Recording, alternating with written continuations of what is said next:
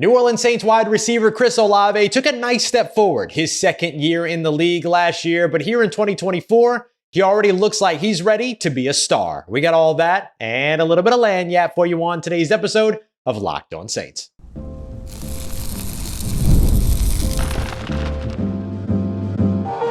You are Locked On Saints, your daily New Orleans Saints podcast, part of the Locked On Podcast Network, your team every day.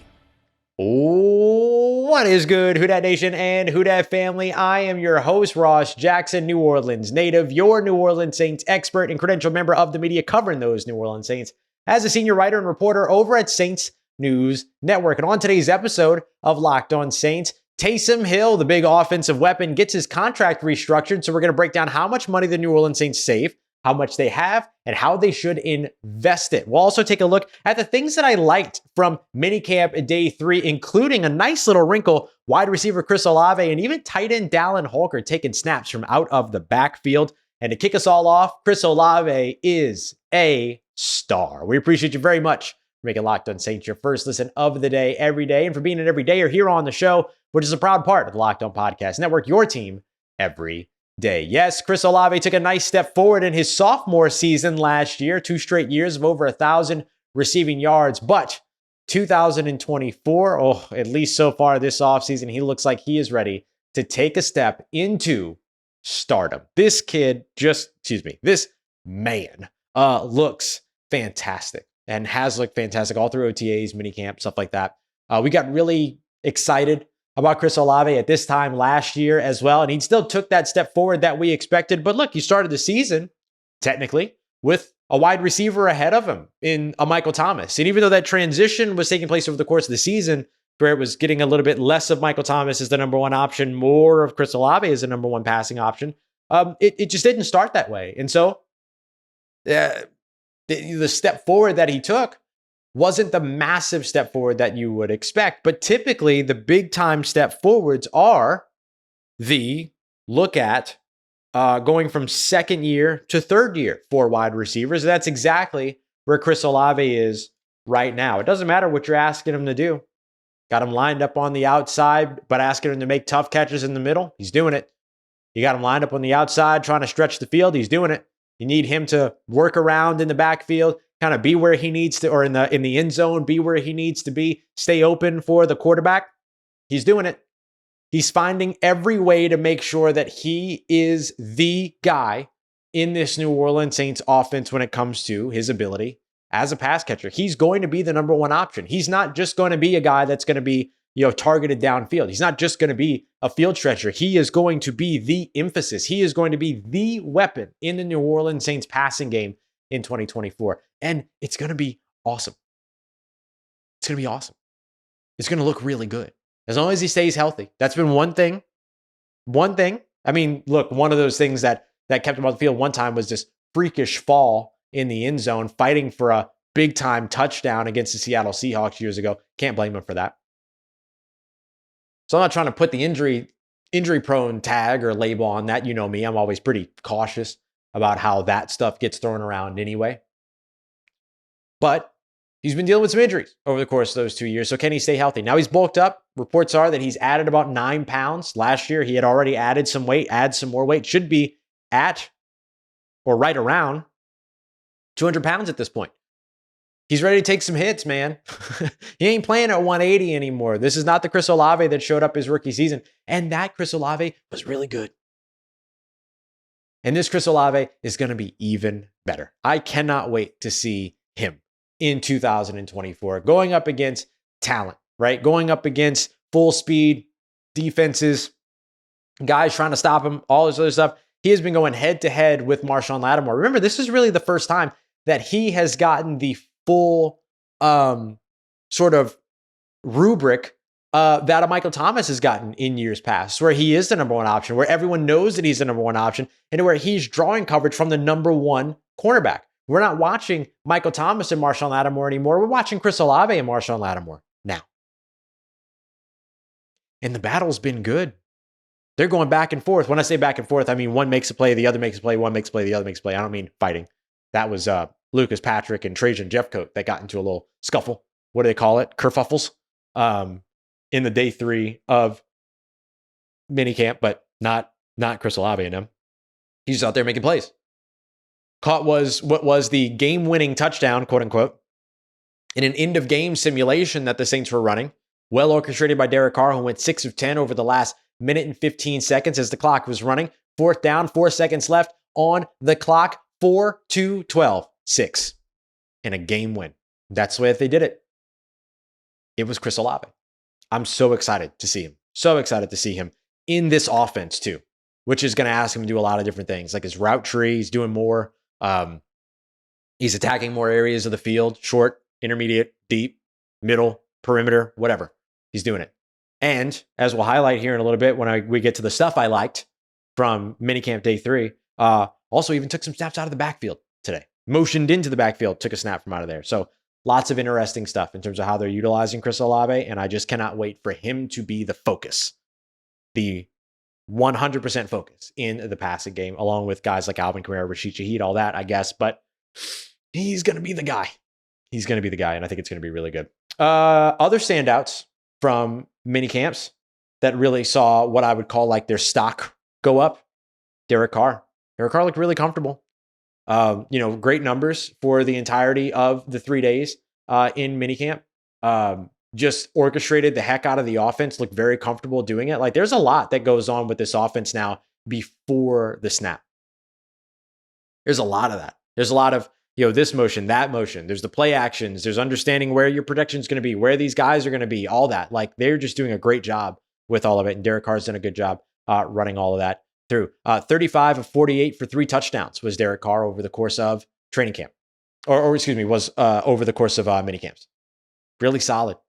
Really, really, really solid. So absolutely loving what we're seeing from Derek Carr so far.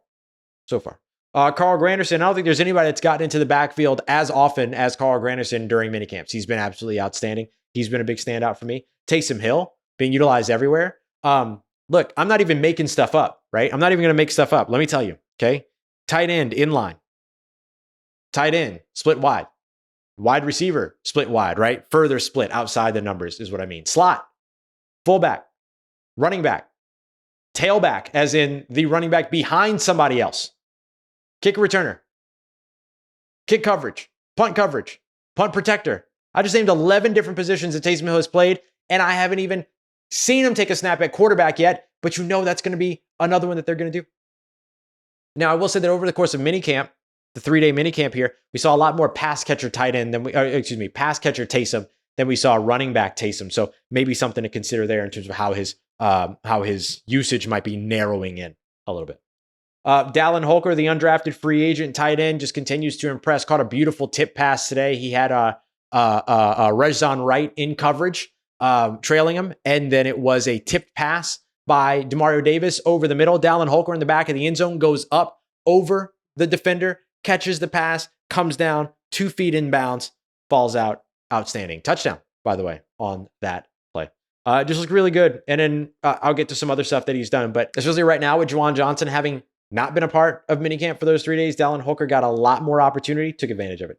Millard Bradford, 4 interceptions over the course of like OTAs and minicamp. Read and broke on a beautiful pass yesterday or what was that? Wednesday for an interception. Just looked really good.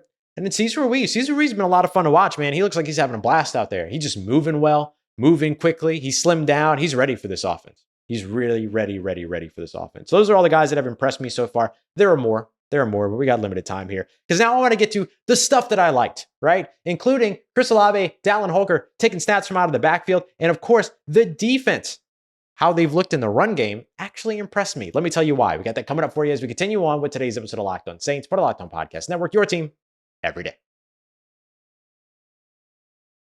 Today's episode of Locked On Saints is brought to you by our friends at eBay Motors. Passion, drive, patience. The formula for winning a championship is the same formula that will help you keep your ride or die alive. eBay Motors has everything that you need to be able to maintain your vehicle and level it up to peak performance. Whether you're looking for superchargers, roof racks, exhaust kits, LED headlights. I've bought filters there. There's so much that you can find over at eBay Motors and much more. And look, whether you're into speed, power, or style, eBay Motors has you covered. With over 122 parts for your number one ride or die, you're always going to be able to find exactly what you're looking for at ebaymotors.com. And with eBay's guaranteed fit, that part is guaranteed to fit the first time, every time, or your money back. Because with eBay Guarantee, you are burning rubber, not cash. So go and check them out today. You're going to be able to find all the parts that you need at the prices that you want. It's easy with eBay Motors to take your car up to an MVP level. Keep your ride or die alive today by heading to ebaymotors.com. Eligible items only. Exclusions apply. eBay Guaranteed Fit available only to U.S. customers. All right, family. The New Orleans Saints did a lot of stuff that I really liked in the third day of mandatory minicamp, which of course wrapped up the minicamp period. I guess you can call it minicamp practices. And the number one thing that I wanted to highlight was some creativity. Oh, isn't it nice? Creativity. Remember the gumbo? All the ingredients you have to have a successful offense. Creativity was absolutely at the top of that list. We appreciate you very much, as always, making Locked On Saints your first listen of the day every day. Don't forget to go and check out the Locked On Sports Today 24/7 feed, the first of its kind on YouTube when it comes to national sports 24/7 feeds, and without all the yelling and screaming that you get stuck with in all those other networks. You got to turn the volume down, all of this stuff. No. Get the biggest stories from the local experts that cover the teams the best, right? That actually know what's going on with those big stories. You can find it on Locked On Sports Today's YouTube page. You can also find it for free on the free Amazon Fire TV channels app, part of Locked On Podcast Network, your team every day. So Chris Olave, Dallin Holker running routes from out of the backfield. This was a lot of fun to watch. We've seen this before with Chris Olave. We saw it like at the very, very early portion of last season. A little bit of Rashid Shaheed doing that too, but then it kind of fell away. Now this is kind of the first time we've really gotten to see it today with some of these wide receivers, or yesterday, excuse me, with some of these wide receivers.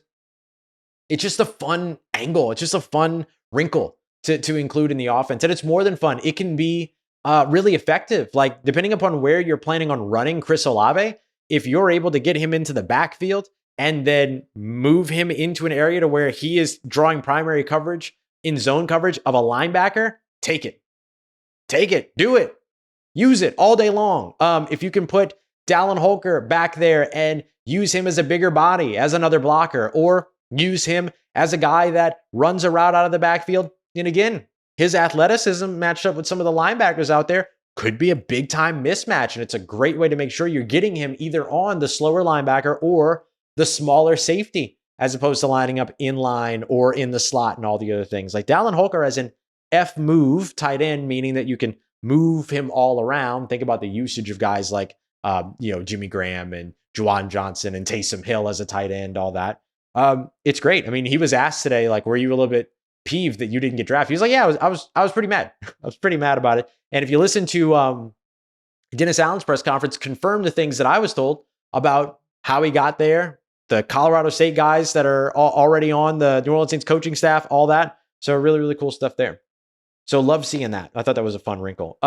Several plays where you saw multiple players in motion. You might see a wide receiver go in motion from one side to the other once he gets settled, motioning a running back or a player in the backfield out to where that wide receiver was, or motioning somebody across the formation, but then bringing somebody back into the backfield, motioning player from one side to the other, and then back to the opposite side. I mean, just a lot of multiplicious, as I said the other day, multiply delicious good things happening on that offense that could be really tricky for a defense pre-snap to like key in on and stuff like that. I mentioned I was impressed with Derek Carr. These are some of the reasons why, is just like managing all of this motion that's going on all over the place.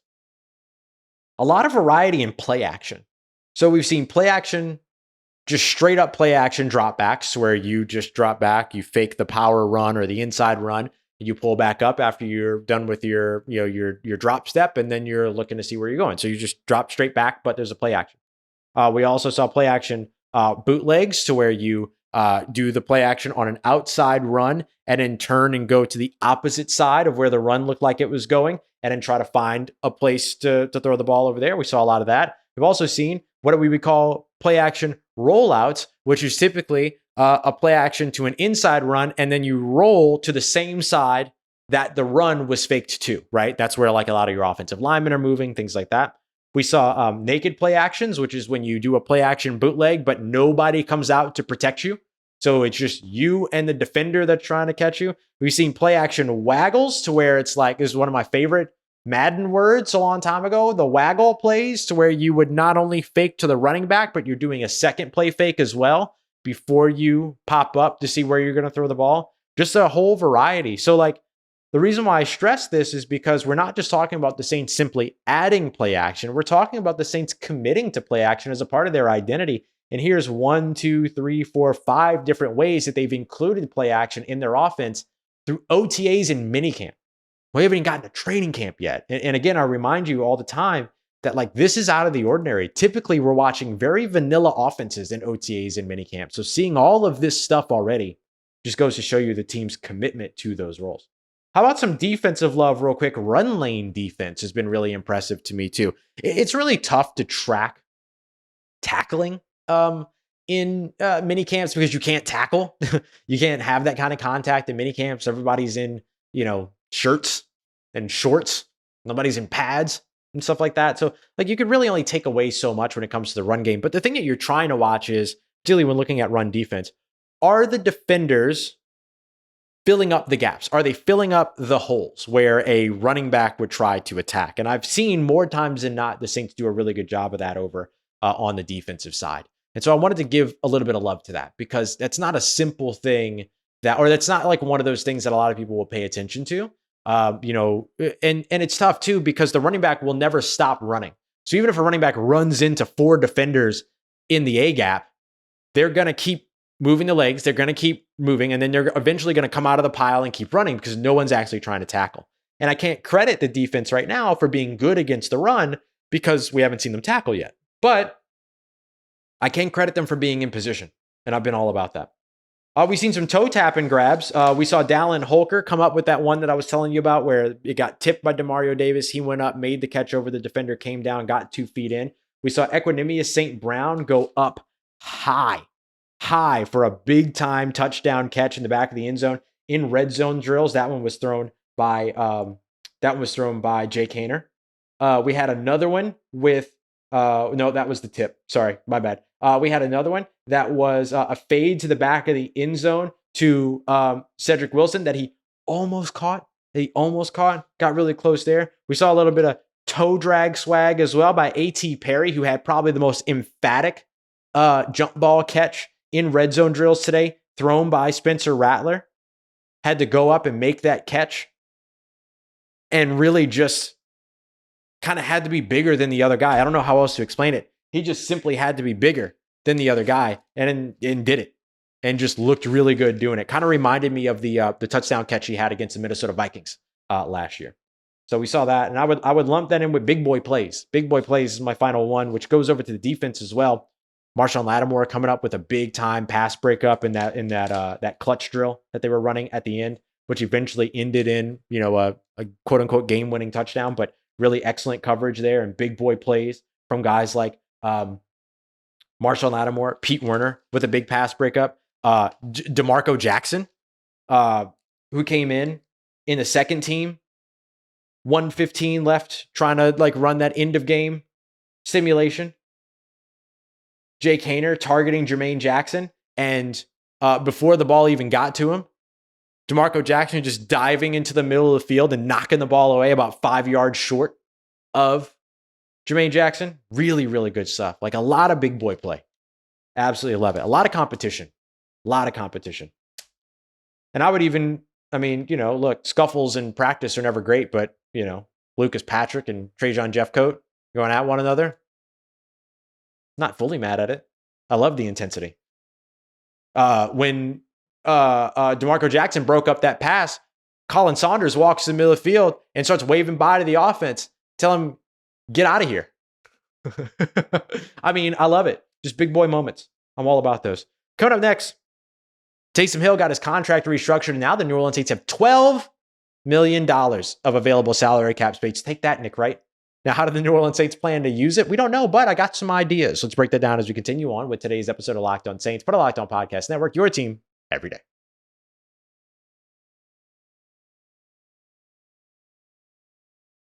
Let's Let's get it. Who Dat Nation? The New Orleans Saints and Taysom Hill agree on a restructured contract, saving $6.6 million. New Orleans Saints have some spending money.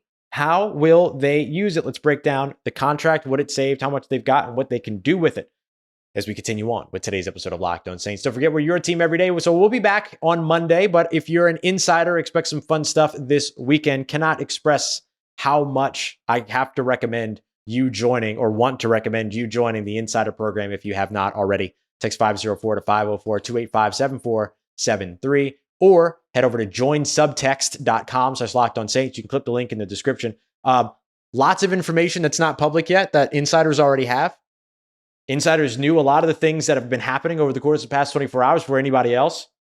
And it's only going to be better. It's only going to be more fun once we get to training camp. Trust me. Because I'm not messing with social media very much once we get to training camp. I'm going to the insiders and I'm coming to this show.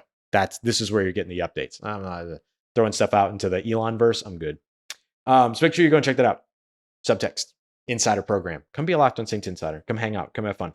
All right. So the New Orleans Saints restructured Taysom Hill's contract. How much money do they save? $6.6 million. How much money do they have? $12 million.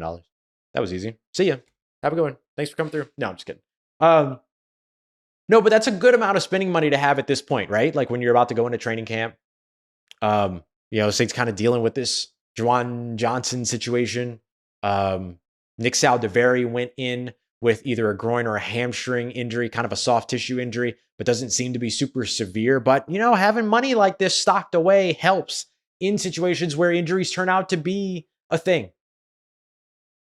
And so having this kind of money right now does make a lot of sense. If I'm the New Orleans Saints, where am I spending this money if I choose to spend it? I'll explain what I mean by that here in just a second. But where am I choosing to spend this money? I mean, tight end makes sense. Safety makes sense. Defensive interior makes sense. I would even say offensive line still makes sense too. Are you completely sold on what you've got with Trevor Penning moving over to right tackle? Are you super sure that Nick Saldiveri's injury is not going to, halt his progress? He was looking pretty good at left guard though, I'll be honest. Lucas Patrick went in for him, by the way, until he got into that fight with Trajan Jeffcoat, and then both of them got removed from practice. And so Shane Lemieux took the rest of the left guard snaps. They're not playing this year. They're not messing around. If you step out of line, you're sitting. I could see the Saints going with any of those. Tight end, safety, defensive interior. Heck, they could throw a little bit of money at. I still think safety is the big one that I highlight because I still think it'd be worth it to at least pursue Justin Simmons. You've got the connections in the building, guys that he loves, Joe Woods, Marcus Robertson. That's a spot where you could still use more options. I know that they love Jonathan Abram. I think Jonathan Abram's been playing really well next to Tyrann Mathieu. So I don't blame them if they say, no, we're good there. But goodness gracious, how many times do you have an opportunity to take a run at a guy like Justin Simmons? You know what I'm saying? You don't get that opportunity very often. So why not? Wide receiver could be another place that they could go to. They can continue to look at that position. They brought in Russell Gage on a tryout, former LSU Tiger, right? Wasn't he a Tiger? But he was also with the Atlanta Falcons. He was with the Tampa Bay Buccaneers and all that. A wide receiver could still be a place to go if you decide that you still want to look at guys there. We've seen Stanley Morgan Jr. working off to the side, but still haven't seen him involved yet in stretch, individual drills, team drills, 7-on-7s, none of that kind of stuff. So that could be a place that they look to go. Hunter Renfro's still out there. I like what Cedric Wilson has been doing. That's another guy that I didn't shout out in my other standouts segment earlier. Cedric Wilson's been really nice for this team. Really, really nice for this team. And especially his ability to operate out of the slot as a big slot option, all that kind of stuff. Just makes a lot of sense. But they could go with a Hunter Renfrow or something like that. Those things all make sense to me. So I could see them using that money at any of those positions. The other thing is I could see them not spending the money at all. Here's where things could get very interesting. So there's two different ways that you can kind of go about this. Okay. So there's the you can still spend it way without actually spending it in free agency. That's where we talk about a trade, right? One of the big things that has kind of hampered the Saints from being able to get involved in the trade market has been their lack of salary cap space. Because if you trade for somebody, so let's say you've only got $5.5 million of salary cap. If you trade for somebody that makes more than that, $6-7 million, the tricky thing is that you can't get them onto your team to then restructure them. You technically have to get them under the salary cap first and then restructure their contract if you want to, or redo their contract, whatever. $12 million, you can get a good amount of people under your salary cap now. You can get a good amount of those contracts under. So you could potentially make a trade, get somebody in here, and then restructure their contract or extend them to knock their numbers down. That could be a way that they could go. But they could also choose not to spend the money right now at all and kind of have that same conversation at what is now a later trade deadline, right? They extended to an 18-game season, but didn't think to move the trade deadline with it. Way to go, NFL. So now they finally moved the trade deadline, so it'll be a little bit later this year than it typically has been. And so the Saints could get up to that trade deadline and say, you know what, we feel like we're a piece away. This team over here is struggling. They have one of those pieces. We've got the salary cap space. Let's see if we can make a move. And then you're only making a move for, you know, a prorated portion of that contract as opposed to the full value of the contract. Makes it even easier. So you can roll over some of that money into the trade deadline. The other thing that you can do, save it all and roll it all. Whatever you don't spend this year rolls over into next year's salary cap, right? So it would allow you to cut into a little bit of your overage for next year, which is already $85 million. If they extend Alvin Kamara, by the way, they can knock that number down significantly because he's got over $22 million on his base salary next year. If you extend him, you can knock that down. This is one of the reasons why I think that the Saints should get this deal done with Alvin Kamara to give him the extension and the additional years because it helps them. Who'd have thunk? But they could save it and roll it over. They could save it, hold on to it in case they have an injury and then they want to go and get a guy at a later time or they have to make that trade at a later time, all that. Like lots of different ways the Saints can kind of go with how they utilize that money. I personally think save it or trade for somebody, but otherwise save it and wait to see if you want to use it at the trade deadline. No reason to go and blow it now. Oh, unless Justin Simmons says yes. That changes everything. Finally, some good news for the New Orleans Saints. Chase Young got his checkup after his neck surgery this week. Positive.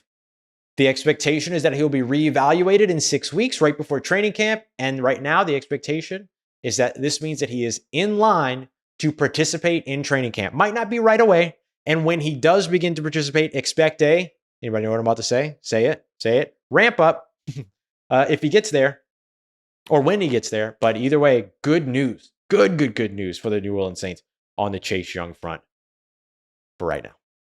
All right, y'all. Appreciate you very much. Make it Locked On Saints your first listen of the day every day. Don't forget to go and check out Locked On Pelicans. Talk about trades. Oh my goodness.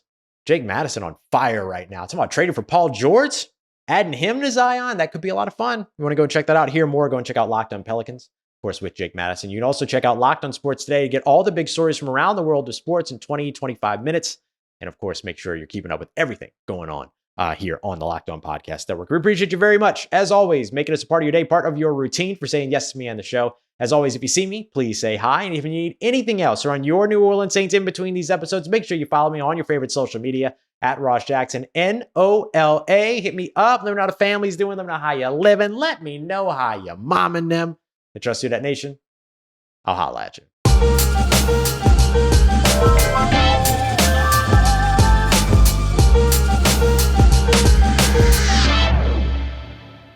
You know, he got a lot more. He got a lot.